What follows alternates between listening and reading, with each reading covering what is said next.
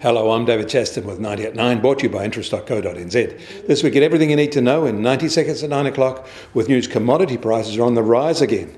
In China, iron ore and coking coal prices are on the move higher as economic activity moves back to boom conditions there.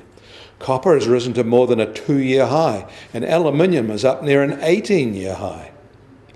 The recent softness in shipping costs looks like to have turned back up again.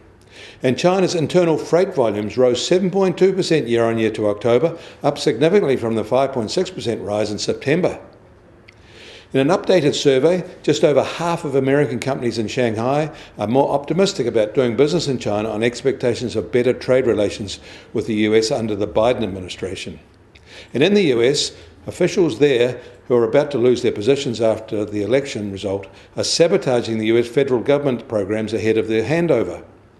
The Treasury Secretary is cancelling pandemic support programs, to the horror of the Fed. Regulators are suddenly ending federal oversight protections, and there's a push to sell off public resources in protected areas. In Japan, their deflation rate worsened in October, now running at minus 0.4%. It's a very disappointing result for them. And their factory PMI for November actually doesn't inspire any confidence they're moving in the right direction either.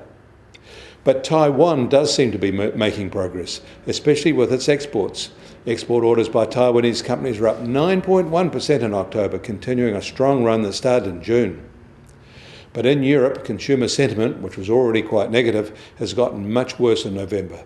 They're not heading for a very festive season there. US Treasury 10-year yield will start today down 1 basis point at 0.82%, and the price of gold is unchanged today at $1,870 an ounce.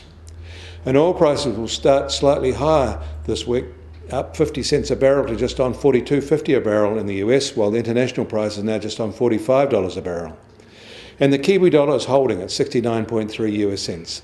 Against the Australian dollar, we've stayed firm at 94.9 Australian cents, and against the euro, we've moved down slightly to 58.4 euro cents.